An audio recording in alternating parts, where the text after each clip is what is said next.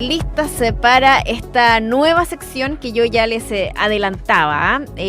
Vamos a comenzar una nueva sección para entender un poquito más qué pasa con nuestro cerebro en algunas situaciones bien cotidianas. De eso se trata. Vamos a aprender de neurociencia y especialmente de neuropsicología.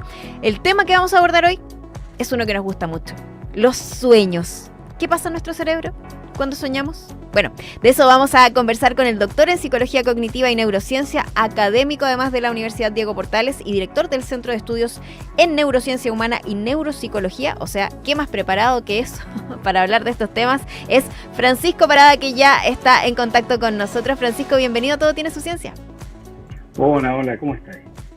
Todo bien, muy entusiasmada te diría yo, por hablar de estos temas de neuropsicología, que me parece que son tan interesantes y además que pueden ayudarnos a resolver algunas dudas tan cotidianas, ¿no? Así es, o sea, la neurociencia y la neuropsicología tiene ahí algo que decir en casi todos los temas, ¿eh? Yo diría que apenas, si hay un cerebro metido por ahí, e incluso ni siquiera, si estamos hablando, por ejemplo, ahora último hemos estado hablando harto de plantas y cosas así, porque la pregunta de hasta dónde llega la cognición es una pregunta que no tiene respuesta. Mira, o sea, tenemos tema para varias semanas, que es justamente lo que vamos a hacer. Ya, pero entremos un poquitito en contexto para esta conversación, pero también para las conversaciones que vamos a tener los próximos viernes. ¿Cómo entendemos la neuropsicología? ¿Cómo entendemos la neurociencia, pero particularmente aplicada en la psicología? Sí, mira, es una excelente pregunta. Nosotros acá en el centro que yo dirijo, el Centro de Estudios en Neurociencia Humana y Neuropsicología de la UDP, tenemos una aproximación bastante así como, por así decirlo, yo la encuentro muy interesante, ¿eh? Y me han dicho otras personas que es interesante. ¿Por qué?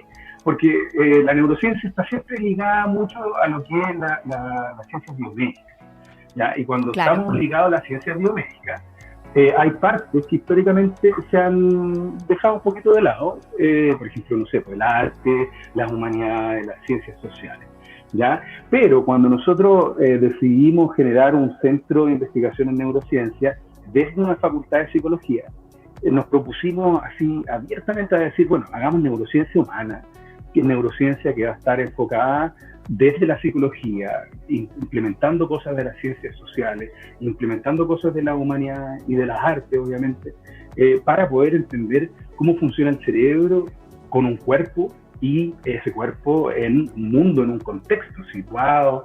Entonces, efectivamente, la forma en que la neuropsicología entra aquí al juego es donde se cruza toda esta parte de la neuroanatomía, la neurobiología, los procesos psicológicos, afectivos, ¿ya? Toda la parte metodológica de investigación y obviamente también todo el contexto sociocultural. No da lo mismo hacer neuropsicología o neurociencia aquí en Santiago de Chile en el año 2023 que hacerlo en Inglaterra o en Estados Unidos, etcétera, etcétera.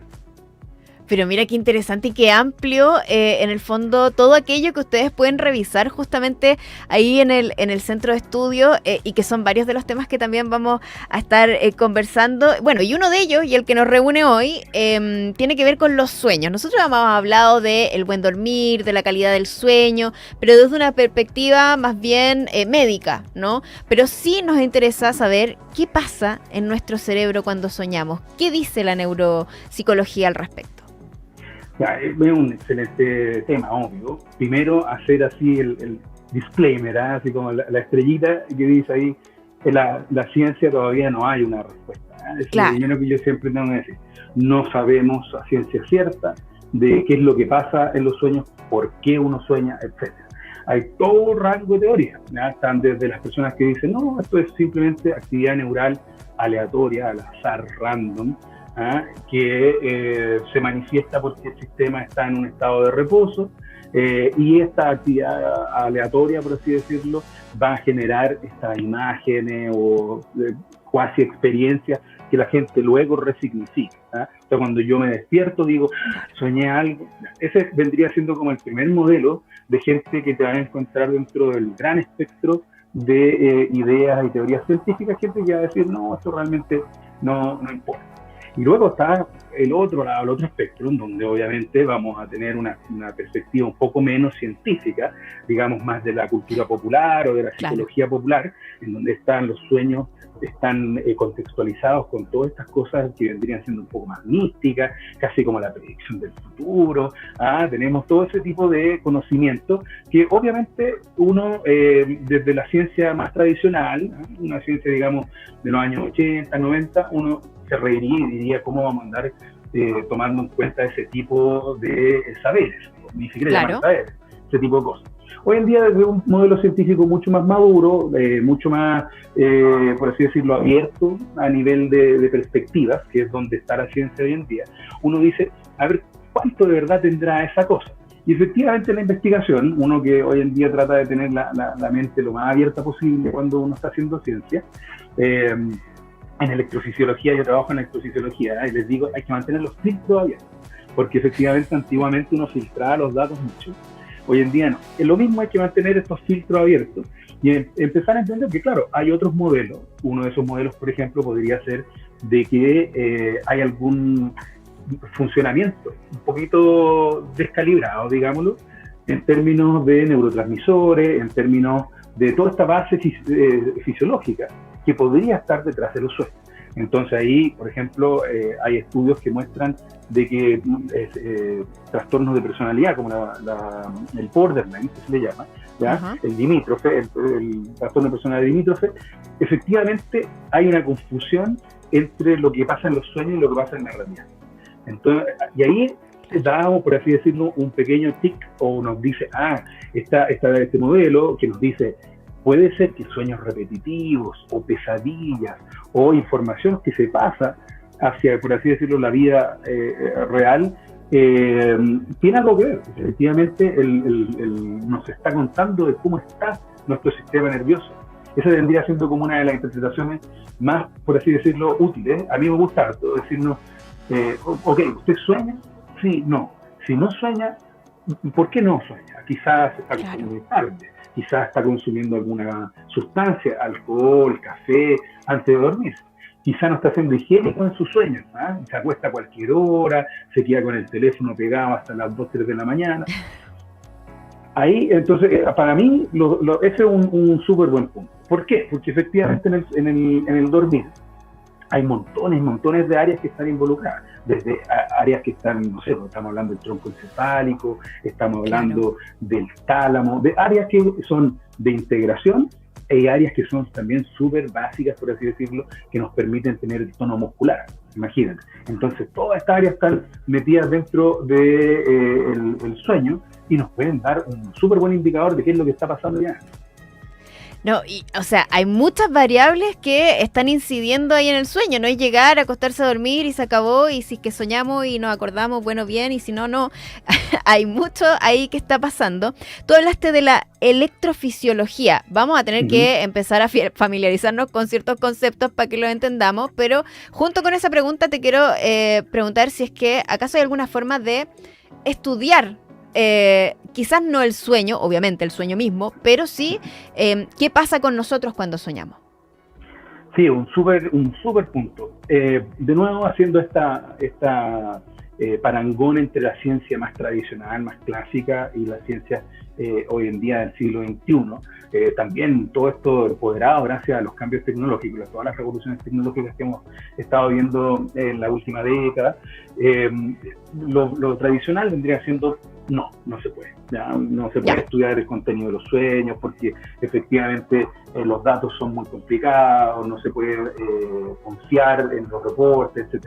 Y ese es un gran punto. O sea, uno recae en los reportes verbales, todas las complejidades que pueden haber cuando uno va y le pone algún tipo de sistema. O sea, si yo te llevo a hacer una polisomnografía a un laboratorio, el puro hecho que yo te saque de tu casa, de tu lugar donde tú duermes, para ponerte en este lugar extraño, con una máquina en la cabeza, etcétera, etcétera, etcétera, podría estar introduciendo ruido en el mismo estudio. Habiendo dicho eso, yo soy una persona que efectivamente soy bien optimista, entonces yo creo que sí, efectivamente podemos, quizá, si bien no saber a ciencia cierta, podemos empezar a tener ciertos esbozos de cuáles son las consecuencias de estos sueños. Entonces, efectivamente, los reportes personales, ya, o sea, lo que la gente lleva a hacer algún tipo de diario de sueño, y la electrofisiología, que vendría siendo la medición de toda la electricidad que viene saliendo desde el cerebro. Uno lo hace en general desde una maquinita que se llama el electroencefalograma. El electroencefalograma es una técnica súper antigua, 1920 claro. Lo inventaron. Uno es nada más que un electrodo, que uno lo podría pensar como un micrófono para la actividad cerebral, y que se pone en el cuero cabelludo. En esa conexión con el cuero cabelludo uno puede obtener electricidad, uno puede grabar electricidad que viene directamente del cerebro. Y hoy en día hay montones de compañías que se están metiendo en esto, así como los smartwatch están, por así decirlo, como que democratizaron los electrocardiogramas, ¿no? Cualquier persona que tiene un smartwatch se puede hacer un electrocardiograma, se puede hacer un montón de datos.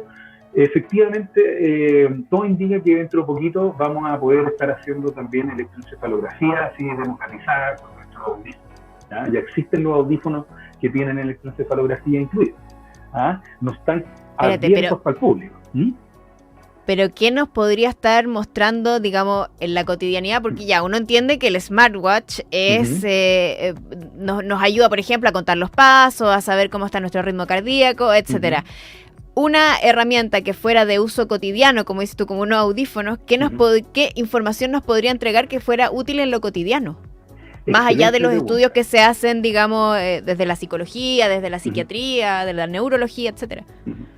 Mira, una de las áreas del cerebro que está súper involucrada en lo que es el sueño, que es importantísima, es la corteza prefrontal, ¿ya? Que es una corteza que está bien adelante en el cerebro, está súper conectada con un montón de áreas, y cuando tú vas a un laboratorio a hacerte un estudio de sueño, te vas a encontrar con varias oscilaciones, ritmos, ¿ya? Así como si fuese música, pero el puro bajo, ¿ya? Que van a ser lentos.